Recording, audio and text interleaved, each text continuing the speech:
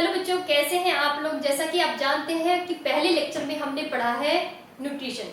ठीक है, हमने न्यूट्रिशन को फिनिश कर लिया है और आज हम स्टार्ट करने वाले हैं रेस्पिरेशन। अब रेस्पिरेशन क्या है? एक्चुअली में न्यूट्रिशन के थ्रू जो भी फूड मटेरियल सेल के पास पहुंचता है, तो सेल जब उन्हें एनर्जी के लिए यूटिलाइज करती है तो उसे हम क्या बोलते हैं? रेस्पिरेशन।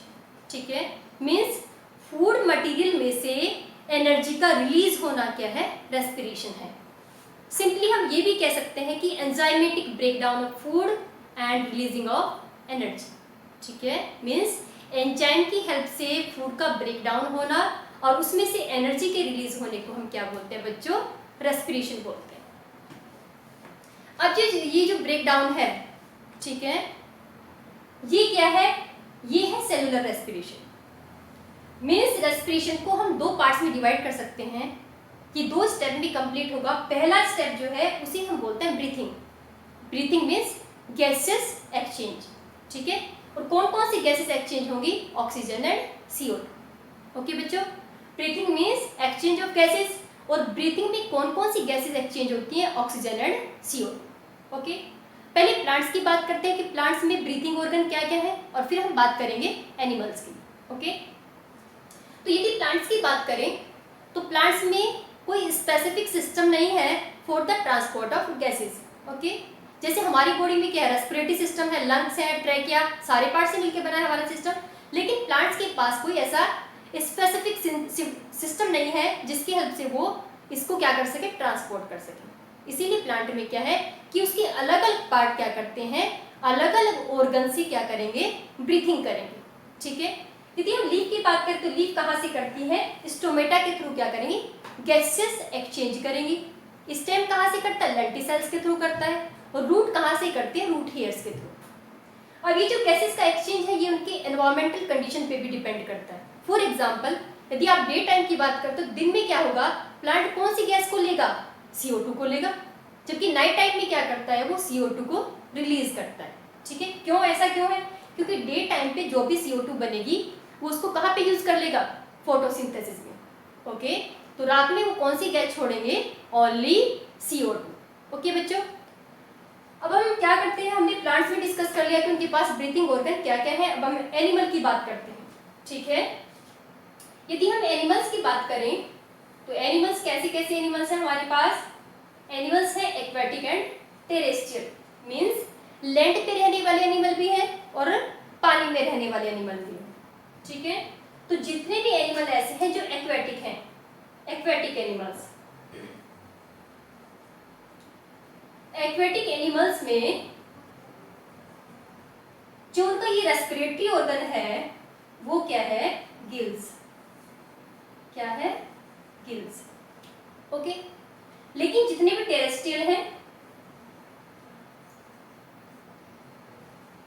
टेरेस्ट्रियल एनिमल्स में क्या है? लंग्स। ओके, क्या है यहाँ पे? लंग्स। अब कुछ ऐसे एनिमल भी हैं जिनमें लंग्स और गिल्स दोनों है। ओके, और कुछ ऐसे हैं जो स्किन को भी यूज करते हैं। फॉर एग्जाम्पल, यदि अर्थवॉर्म की बात करें, अर्थवॉर्म, तो ये कहां से करता है रेस्पिरेशन? स्किन के थ्रू। ठीक है, मॉइस्ट स्किन। ओके बच्चों, फ्रॉग की बात करें तो फ्रॉग यदि वाटर में है, पानी के अंदर, क्योंकि ये पानी में भी सर्वाइव कर सकता है और लैंड पे भी, तो ये कहां से रेस्पिरेशन कर सकता है? लंग्स के थ्रू भी कर सकता है और गिल्स के थ्रू भी। ओके, तो फ्रॉग कैसे करेगा? स्किन के थ्रू भी करता है फ्रॉग। ओके, लंग्स के थ्रू भी करता है एंड गिल्स के थ्रू भी करता है। ठीक है, एक्वेटिक एनिमल्स का एग्जांपल जैसे फिशेस हैं। ओके, और टेरेस्ट्रियल एनिमल्स के एग्जांपल क्या हैं? जैसे reptiles, snake, birds and mammals. समझ आई आपको बात? अब एक जो मेन इंपॉर्टेंट क्वेश्चन है आपका वो ये है कि यदि हम एक्वेटिक और टेरेस्ट्रियल एनिमल्स के ब्रीथिंग रेट को क्या करते हैं, डिस्कस करते हैं, कंपेयर करते हैं। ठीक है, क्या बताया आपसे कि यदि हम क्या करें, ब्रीथिंग रेट को कंपेयर करें terrestrial and aquatic animals. Okay, तो जो एक्वेटिक एनिमल्स है उनमें जो ब्रीथिंग की रेट है ये क्या होगी, हायर होगी in comparison to terrestrial animals. ऐसा क्यों है, ऐसा इसीलिए है कि एटमॉस्फेयर में ऑक्सीजन कितनी है 21%। ओके, और जो वाटर में डिजोल्व ऑक्सीजन है वो कितनी है 5%। ओके, तो यदि आप कंपेयर करो ब्रीथिंग रेट को, किसके ब्रीथिंग रेट को, एक्वेटिक एंड टेरेस्ट्रियल एनिमल्स के ब्रीथिंग रेट को, ठीक है, तो क्या होगा, the breathing rate of aquatic animals is higher in comparison to terrestrial animals. Important question है आप लोगों के लिए ये, ठीक है। क्या बताया मैंने आपसे, breathing rate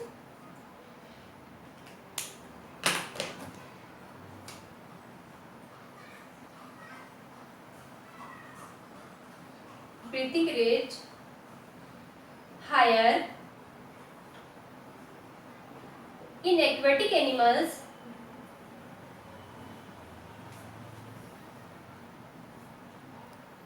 in comparison to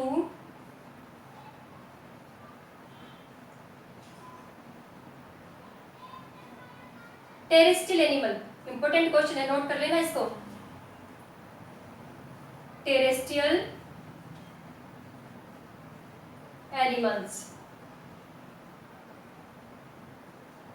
तो एक्सप्लेनेशन में क्या लिखना है, the breathing rate is higher in case of aquatic animals because dissolving oxygen in water is 5%। Okay, जब एक बार ब्रीथ करेगा तो कितनी ऑक्सीजन जाएगी 5%, जबकि टेरेस्ट्रियल एनिमल्स में कितनी जाएगी 21%। ओके, अब हम डिस्कस करते हैं सेलुलर रेस्पिरेशन। ठीक है, जो सेकंड पार्ट है जिसमें एक्चुअली में एनर्जी रिलीज होगी वो क्या है, सेलुलर रेस्पिरेशन। अब ये जो सेलुलर रेस्पिरेशन है इसमें 3 कंडीशन हो सकती है। एनर्जी किस किस तरीके से रिलीज हो सकती है, या तो एनर्जी रिलीज हो सकती है with the help of oxygen. ठीक है, मीन्स जो भी फूड मटेरियल है, फूड कैसे रिएक्शन करेगा, पहले ऑक्सीजन के साथ रिएक्शन करेगा तब इसमें से क्या होगी, एनर्जी रिलीज होगी। ओके, एक तरीका तो ये है। एक ऐसा भी हो सकता है कि विदाउट ऑक्सीजन ये फूड सिंपल सब्सटेंस में कन्वर्ट हो जाए,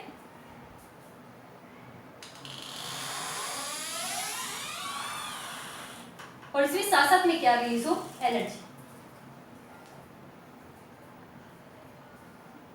एक तरीका ये है कि ऑक्सीजन की लैकिंग है, ऑक्सीजन का यूज तो कर सकते हैं लेकिन ऑक्सीजन की कमी है।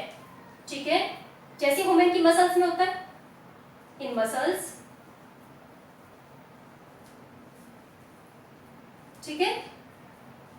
अब हम क्या करते हैं कि जब एनर्जी रिलीज होगी ऑक्सीजन की हेल्प से, तो उस रेस्पिरेशन को हम बोलते हैं एरोबिक रेस्पिरेशन। ये क्या है, एरोबिक रेस्पिरेशन।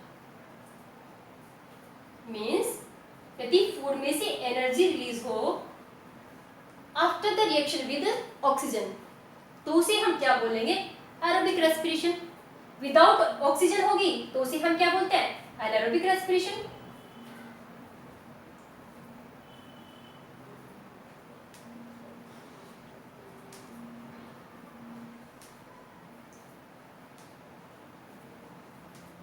ठीक है, इसी को आप क्या बोल सकते हो, फर्मेंटेशन।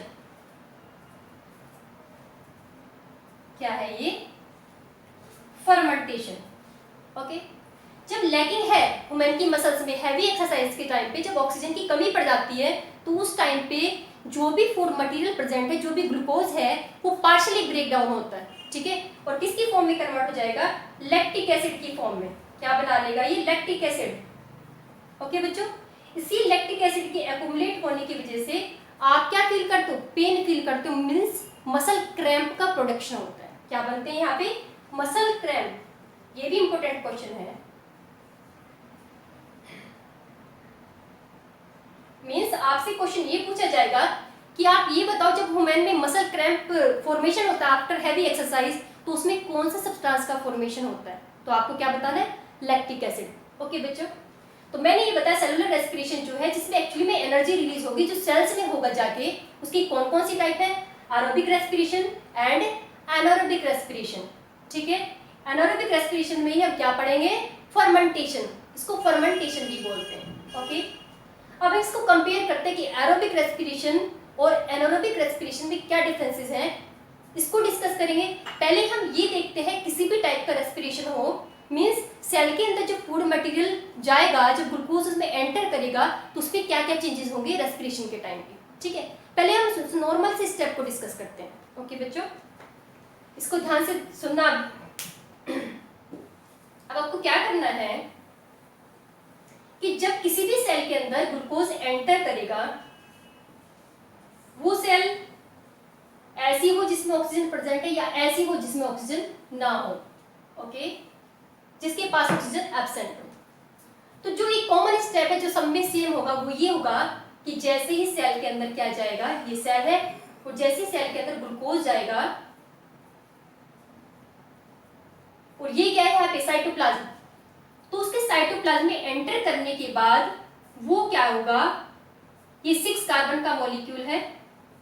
ठीक है, और ये 3 कार्बन के 2 मॉलिक्यूल्स में कन्वर्ट हो जाएगा, और ये जो 3 कार्बन के 2 मॉलिक्यूल बनते हैं उसे बोलते हैं पायरुवेट। क्या है, पायरुवेट। समझ में आ रही है बात? और ये दोनों में कॉमन है, एरोबिक रेस्पिरेशन है तो भी और एनारोबिक है तो भी, ये स्टेप है कॉमन दोनों में कि जैसे सेल के अंदर एंटर करेगा ग्लूकोज 6 कार्बन का मॉलिक्यूल है, ये साइटोप्लाज्म के अंदर कन्वर्ट हो जाएगा 3 कार्बन के 2 मॉलिक्यूल में, और वो जो मॉलिक्यूल बनेगा 3 कार्बन का, उसका नाम क्या है, पायरुवेट। और इस प्रोसेस को हम क्या बोलते हैं, ग्लाइकोलाइसिस। ठीक है, मींस ग्लूकोज के ब्रेक डाउन होने को किसमें, पायरुवेट में हम क्या बोलते हैं, ग्लाइकोलाइसिस। इसे बोलेंगे ग्लाइकोलाइसिस, कॉमन है एरोबिक एनारोबिक रेस्पिरेशन में। अब यदि यहाँ पे ऑक्सीजन प्रेजेंट है, पायरुवेट को क्या मिल जाए, ऑक्सीजन। ओके बच्चों, यदि पायरुवेट को ऑक्सीजन मिल जाए, ऑक्सीजन मिलने से क्या होगा, ये माइटोकॉन्ड्रिया में जाके अंदर, ठीक है, इसको क्योंकि साइट बोलते हैं रेस्पिरेशन की, ये पावर हाउस है सेल का, तो इसके अंदर जाने के बाद क्या होगा, ये पूरा का पूरा टूट जाएगा किसमें, CO2 में प्लस वाटर में प्लस किस क्या बना लेगा, ATP। समझ आ गई बात? तो यदि किसी भी सेल के पास ऑक्सीजन प्रेजेंट है तो ग्लूकोज पहले पायरुवेट में कन्वर्ट होगा, पायरुवेट में कन्वर्ट होने के बाद माइटोकॉन्ड्रिया में जाएगा, और माइटोकॉन्ड्रिया में ऑक्सीजन के साथ रिएक्शन करके, ठीक है, ऑक्सीजन का यूज साइटोप्लाज्म में नहीं होगा, कहाँ पे होगा, माइटोकॉन्ड्रिया में। ठीक है, तो पायरुवेट किसमें जाएगा, माइटोकॉन्ड्रिया में, यहाँ पे ऑक्सीजन के साथ रिएक्शन करके पूरा का पूरा ब्रेक डाउन हो जाएगा CO2 वाटर और ATP में। ठीक है, यहाँ पे लार्ज अमाउंट ऑफ ATP का फॉर्मेशन होगा, कितने ATP बनेंगे, 38 ATP। ओके, ATP की फुल फॉर्म क्या है, ये है adenosine triphosphate.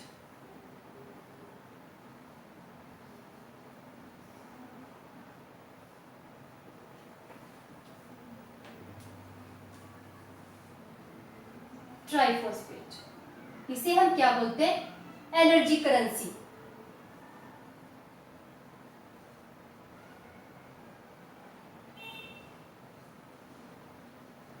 Energy currency of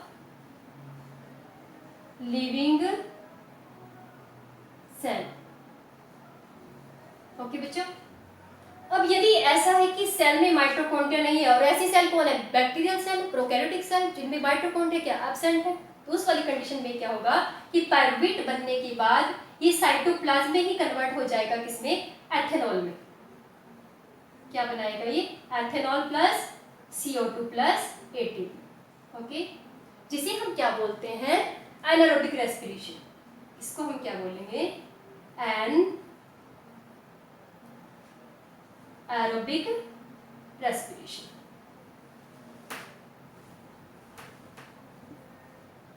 अब यदि माइटोकॉन्ड्रिया है, यूकैरियोटिक सेल है, लेकिन ऑक्सीजन नहीं है, उस वाली कंडीशन में क्या बनेगा, यहाँ पे पायरुवेट से यहाँ पे बनेगा लैक्टिक एसिड।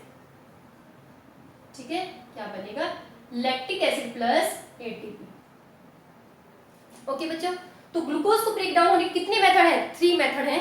सबसे पहला कि ग्लूकोज कन्वर्ट हो पायरुवेट में, पायरुवेट में कन्वर्ट होने के बाद माइटोकॉन्ड्रिया में एंटर करे और वहां पे पूरा का पूरा टूट जाए CO2 और वाटर में, इसे तो बोलेंगे एरोबिक रेस्पिरेशन। ठीक है, जिसमें एक तो पहली बात है कि फूड कंप्लीटली ब्रेक डाउन होगा CO2 और ऑक्सीजन में, और लार्ज क्वांटिटी ऑफ क्या होगी, एनर्जी रिलीज होगी। ठीक है, ये तो क्या है आपका एरोबिक रेस्पिरेशन। अब सेकेंड कंडीशन जिसमें क्या है, माइटोकॉन्ड्रिया एब्सेंट है। ठीक है, माइटोकॉन्ड्रिया में, क्योंकि माइटोकॉन्ड्रिया के अंदर क्या होता है, ऑक्सीजन का यूज होता है, मीन्स प्रोकैरियोटिक सेल में।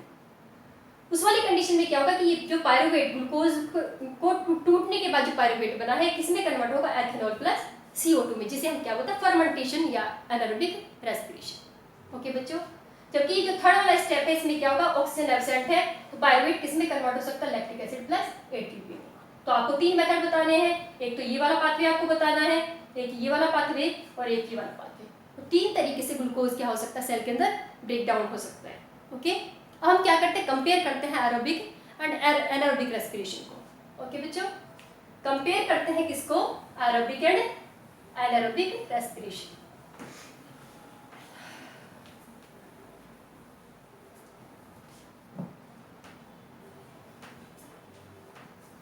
aerobic respiration and anaerobic respiration.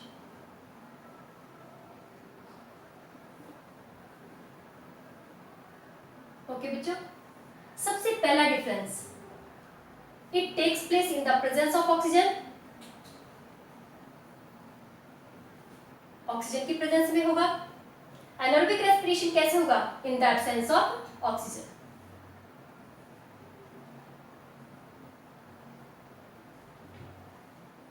Okay, second जो स्टेप है, मतलब सेकंड जो डिफरेंस है वो ये है कि इसमें एंड प्रोडक्ट क्या बनते हैं, CO2 एंड वाटर। ठीक है, CO2 और वाटर, और इसमें एंड प्रोडक्ट क्या बनता है, एथेनॉल या फिर क्या बनेगा, लैक्टिक एसिड। ओके बच्चों, ये कहां पे कंप्लीट होगा, माइटोकॉन्ड्रिया में।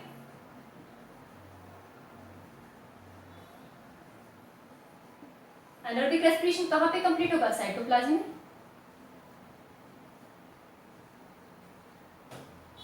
ओके, इसमें एनर्जी क्या होगी, हायर एनर्जी रिलीज होगी, large quantity of energy.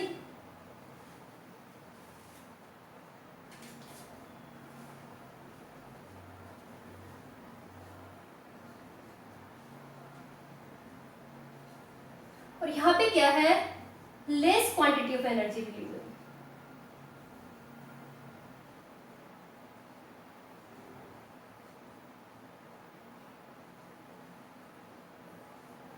Large quantity of energy release होगी और इसमें क्या होगा, less quantity of energy release होगी। ओके बच्चों, फिर से बता रहे हैं, आज हमने आपको क्या क्या बताया, रेस्पिरेशन बताया, रेस्पिरेशन की डेफिनेशन बताई है। ठीक है, किसको रेस्पिरेशन बोलते हैं आपको अच्छे से समझ आ गया होगा। इसके बाद हमने बताया कि जो रेस्पिरेशन है उसको 2 स्टेप में डिवाइड कर सकते हैं। पहला क्या है, ब्रीथिंग। ओके, ब्रीथिंग में क्या है, नॉर्मली गैसेस क्या होती है, एक्सचेंज होती है, और कौन सी गैसेस एक्सचेंज हो रही है, वो है ऑक्सीजन एंड CO2। प्लांट की बात करें तो प्लांट के पास कोई स्पेसिफिक ऑर्गन नहीं है। ठीक है, कोई मतलब स्पेसिफिक सिस्टम नहीं है किसके ट्रांसपोर्ट के लिए, गैसेस के ट्रांसपोर्ट के लिए। ओके, तो वो क्या करते हैं कि उसके अलग अलग पार्ट अलग अलग तरीके से क्या करते हैं, अलग अलग पार्ट से क्या करेंगे, ब्रीथिंग करेंगे या रेस्पिरेशन करेंगे। रूट की बात करें तो रूट हेयर से करते हैं। ठीक है, अब स्टेम की बात करते हैं, स्टेम के ऊपर क्या है, लेंटिसेल्स। अब साथ साथ में आपको ये भी ध्यान रखना है कि गैसेस का जो एक्सचेंज है वो उनके एनवायरनमेंट के ऊपर भी डिपेंड करता है। जैसे मैंने बताया कि नाइट टाइम पे प्लांट में कौन सी गैस जाएगी, वो जाएगी ऑक्सीजन। ठीक है, और डे टाइम पे क्या करते हैं, वो ऑक्सीजन को छोड़ते हैं। ओके, क्योंकि डे टाइम पे जितनी भी CO2 बनेगी वो उसको एब्जॉर्ब करके कहाँ पे यूज करेंगे, फोटोसिंथेसिस में। अब इसके बाद है ATP। अब हम डिस्कस करने जा रहे हैं किसको, ATP को। ATP क्या है, ओके, तो ATP है एडिनोसिन ट्राइफॉस्फेट। ओके बच्चों, क्या है ये है लिविंग की बॉडी की एनर्जी करेंसी। मींस रेस्पिरेशन में जो भी एनर्जी रिलीज होगी वो कहाँ पे स्टोर हो जाएगी, ATP की फॉर्म में। और जब भी सेल किसी भी फंक्शन के लिए, किसी भी प्रोसेस के लिए यूज करेगी तो कहाँ से एनर्जी को यूज करेगी, ATP से लेके। ओके, तो हम क्या लिखते हैं कि जो रेस्पिरेशन में एनर्जी रिलीज होगी वो कहाँ पे स्टोर होगी, ADP plus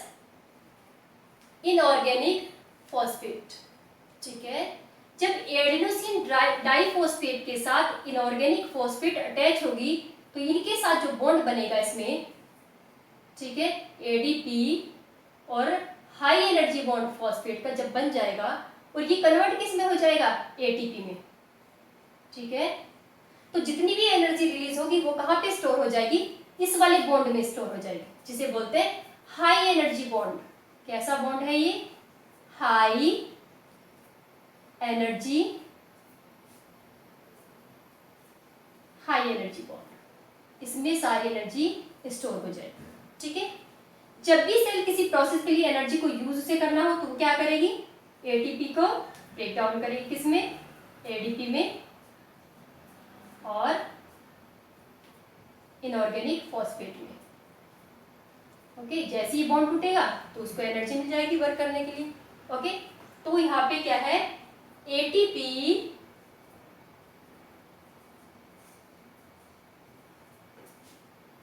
is the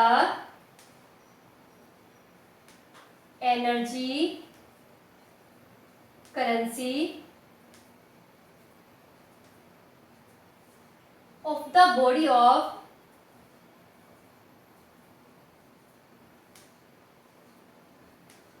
living organism.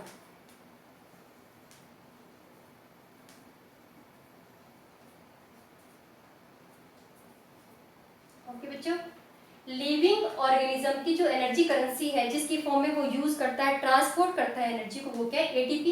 ATP का फॉर्मेशन कैसे होगा कि जो एडिनोसिन डाइफॉस्फेट है, जब उसके साथ इनऑर्गेनिक फॉस्फेट अटैच होगी तो इससे क्या बन जाएगा, एटीपी। जितनी भी एनर्जी किसी प्रोसेस में रिलीज हुई है, ठीक है, वो सारी कहाँ पे स्टोर हो जाएगी, इस फॉर्म में स्टोर हो जाएगी। जब भी सेल को एनर्जी चाहिए तो वो इस बॉन्ड को तोड़ती है और एनर्जी को क्या करती है, यूटिलाइज करती है। ओके बच्चों, क्योंकि रेस्पिरेशन कैसा प्रोसेस है, ये है एक्सोथर्मिक प्रोसेस। एनर्जी क्या करता है, रिलीज करता है। तो वो एनर्जी कौन से बॉन्ड में स्टोर होगी, हाई एनर्जी बॉन्ड में। ओके, अब हम जो आगे पढ़ेंगे वो पढ़ेंगे ह्यूमन का रेस्पिरेटरी सिस्टम। क्या पढ़ेंगे हम, ह्यूमन रेस्पिरेटरी सिस्टम। तो ह्यूमन का जो रेस्पिरेटरी सिस्टम है बच्चों, उसकी कौन कौन से पार्ट हैं। ओके, पार्ट्स डिस्कस करते हैं। ह्यूमन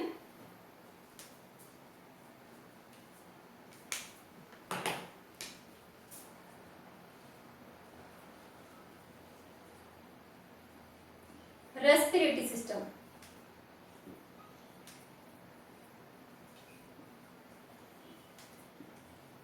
ओके बच्चों, सबसे पहला पार्ट है यहाँ पे नोज, ठीक है। नोज में क्या है, नेजल कैविटी है।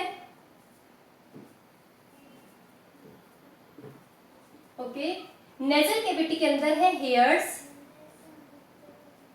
And mucus membrane.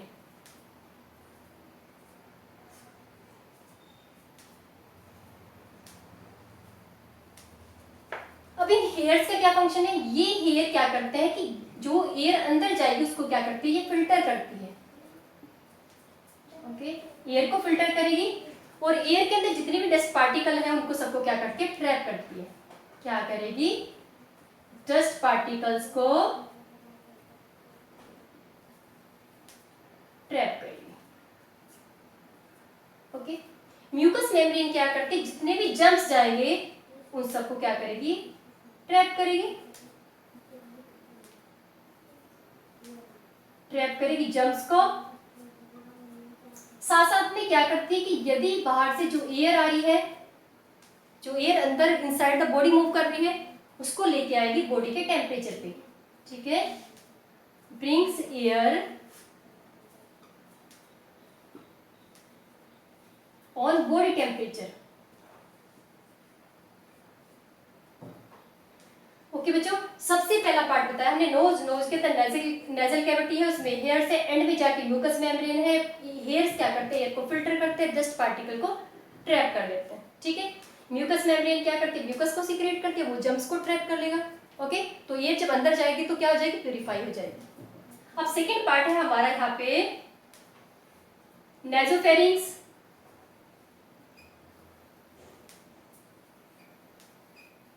नेजोफेरिंग्स के बाद क्या है, लैरिंग्स।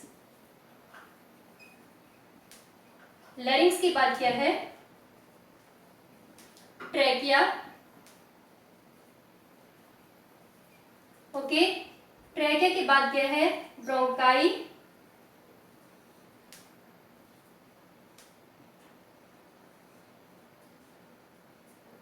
ब्रोंकाई के बाद है ब्रोंक्यूल्स।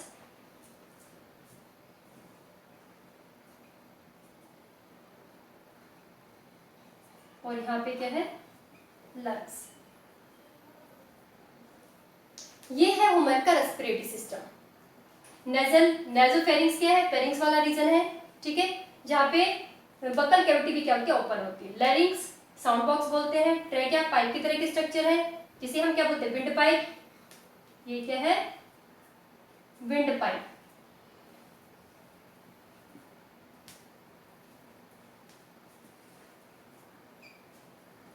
ब्रोंकाई, जब ये 2 पार्ट्स में डिवाइड हो जाएगा ट्रैकिया, तो इसे क्या बोलेंगे? ब्रोंकाई। जब ये फर्दर डिवाइड होगा तो ब्रोंक्यूल्स, और एंड में क्या है? लंग्स। लंग्स में क्या है? बलून की तरह के स्ट्रक्चर हैं, जिन्हें हम क्या बोलते हैं? एल्वियोली। क्या बोलते हैं बच्चों इनको? एल्वियोली। ट्रैकिया की क्या प्रॉपर्टी है? ट्रैकिया के अंदर है यहाँ पे कार्टिलेजिनस रिंग। ट्रैकिया से लेके आगे तक जितने भी पार्ट्स हैं उनके सबके अंदर क्या होंगे? यहाँ पे कार्टिलेजिनस रिंग।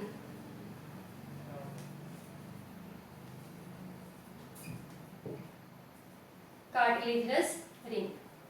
और ये जो कार्टिलेजिनस रिंग है, ये क्या करते हैं? रेस्पिरेटरी सिस्टम को सपोर्ट करती है। मींस जब भी एयर अंदर मूव करेगी या बाहर जाएगी तो ये इसे प्रोटेक्ट करेंगे कोलैप्सिंग से। मींस ये ट्रैकिया एक प्लेस पे इकट्ठा ना हो जाए, इससे कौन बचाएगा इसको? Cartilaginous ring. ओके बच्चों, अब हम फर्दर लेक्चर में डिस्कस करेंगे इसको डिटेल में, हर किसी पार्ट का फंक्शन भी देखेंगे। Okay, thank you.